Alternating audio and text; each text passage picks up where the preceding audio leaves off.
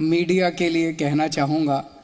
अगर थोड़ा सा ऐसी बात कहूँ जो थोड़ी सी वो ठीक ना हो तो मुझे माफ़ कर देना। पत्रकारों से बहुत दोस्ती रहती है हमारी, एडिटर्स से बहुत दोस्ती है, जो मालिक हैं उनसे दोस्ती है। बहुत अच्छा काम करते हैं आप सब लोग, सभी पत्रकार।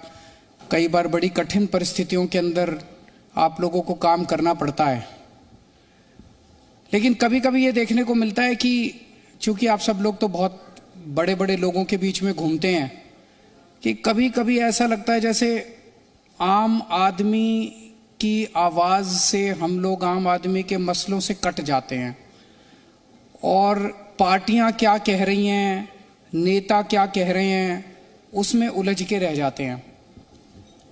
तो जैसे कई बार मैं इंटरव्यू देता हूं, मैं किसी जी की बात नहीं कर रहा, मैं एक जनरल मीडिया की बात कर रहा हूं। तो इंटरव्यू में पूछते हैं कि केजरीवाल जी, भाजपा ने आपके ऊपर ये आरोप लगाया, आपको इस पे क्या कहना है? तो मैं कहता हूं जी भाजपा वालों को कहने दो, आपको क्या प्रॉब्लम है, वो कह रहे हैं, मैं उनके ऊपर टिप्पणी क्यों करूं?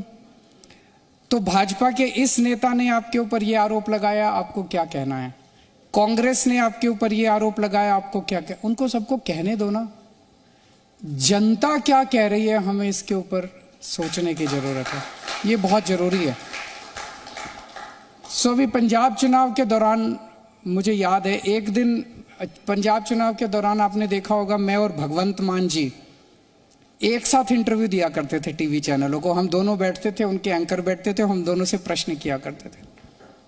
एक दिन मैंने और भगवंत ने डिसाइड किया कि हम दूसरी पार्टियों का कोई भी आरोप अगर पूछा जाएगा तो हम जवाब नहीं देंगे।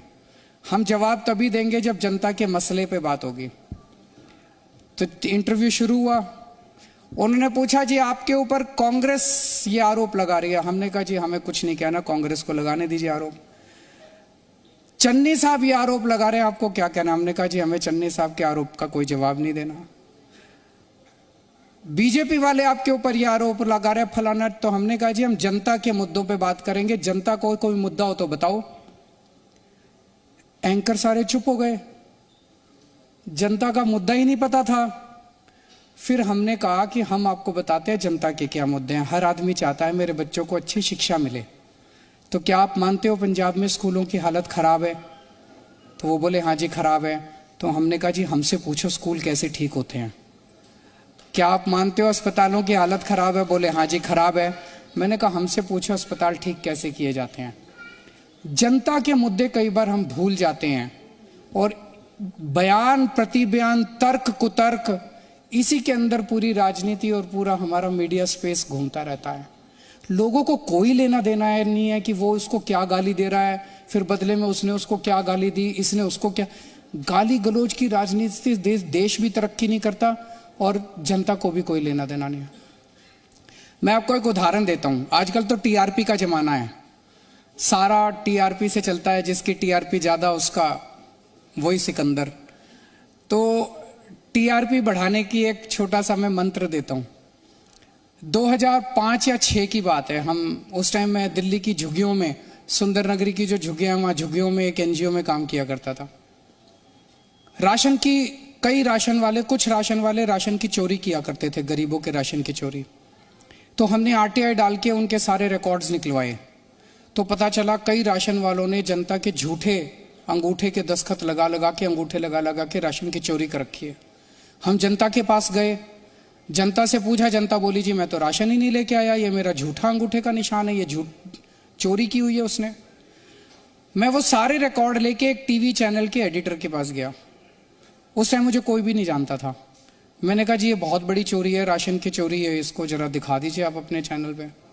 उन्होंने कहा यार ये झुग्गी वालों के मुद्दे कौन देखना चाहेगा, हमारे चैनल पे ये सब नहीं चलता। मैंने कहा नहीं सर ये जनता का मुद्दा है, जनता जरूर देखना चाहेगी कि उनकी कैसे चोरी। उन्होंने कहा नहीं कोई, उन्होंने भगा दिया मेरे को। 3-4 चैनल में घूम के आया मैं। फिर एक चैनल वाला बोला ठीक है मैं दिखाऊंगा। तो हमने उनको सारे डॉक्यूमेंट्स भी दिए और कुछ ट्रक जो हैं उनकी चोरी, वो हमें पता था कितने बजे ट्रक निकलता है, कहाँ चोरी होती है, वो भी बताया। उन्होंने उसका पीछा किया और वो सारा रंगे हाथों पकड़ा उस चैनल ने। उस हफ्ते वो स्टोरी जो है उसको सबसे ज्यादा टीआरपी मिली amongst all the programmes of all the channels put together. फिर मैं उनसे मिलने के लिए गया, मैंने कहा सर मैं आपको कह रहा था कि जनता के मुद्दों को टीआरपी मिलती है, जनता को जो मुद्दे इस टाइम तकलीफ दे रहे हैं उनको टीआरपी मिलती है। मुझे याद है एक बार अब्दुल कलाम आजाद साहब का भाषण सुन रहा था मैं, उन्होंने कहा कि इतनी ज्यादा अपने यहां मीडिया में नेगेटिव खबरें दिखाई जाती है, हमें कई बार लगता है कि नेगेटिव खबरों की बहुत ज्यादा टीआरपी होती है। वो बोले मैं इजराइल गया, उस वक्त इजराइल और पैलेस्टीन का युद्ध चरम सीमा पे था, वो अपनी बात बता रहे थे जब वो गए, और बोले इजराइल का जो सबसे बड़ा अखबार है, उस दिन मैंने उठा के देखा उस सबसे बड़े अखबार की, सब जो टॉप अखबार है उसकी जो फ्रंट पेज पे टॉप लीडिंग स्टोरी थी, वो ये स्टोरी थी कि रेन वाटर हार्वेस्टिंग से किस तरह से फसलों को अच्छा उगाया जा सकता है, यील्ड बढ़ाई जा सकती है। वो पैलेस्टीन और इजराइल के युद्ध के बारे में नहीं थी। तो मुझे लगता है कि पॉजिटिव स्टोरी दिखाना, सही स्टोरी दिखाना, जनता के मुद्दों की बात करना, इसमें टीआरपी भी है और इसमें देश की भलाई भी है। अब दिल्ली के अंदर हमने स्कूल इतने अच्छे कर दिए, पर चैनल्स को लगता है कि स्कूल दिखाने से टीआरपी नहीं आएगी, कोई नहीं दिखाता हमारे स्कूल, हम कहते रहते हैं स्कूल अच्छे कर दिए, जनता भी कहती है स्कूल अच्छे कर दिए, केजरीवाल ने अच्छे कर दिए, जनता ने वोट भी दिए स्कूलों पे, लेकिन ऐसे लगता है जैसे इस पे टीआरपी नहीं है। अस्पताल अच्छे कर दिए, इस पे टीआरपी नहीं है, दवाइयां दे रहे हैं, इस पे टीआरपी नहीं है। एक बार दिखा के तो देखो, दिल्ली के स्कूलों को दिखा के देखो, दिल्ली के अस्पतालों को दिखा के देखो, मैं आपको गारंटी दे रहा हूं आपको टीआरपी मिलेगी। तो आज आपने मुझे इस अवसर पे अपने बीच में बुलाया, इतना सम्मान दिया, इसके लिए बहुत बहुत शुक्रिया, और फिर से मैं पूरे जी ग्रुप को इस मौके पे बहुत बहुत बधाई देता हूं। Thank you so much.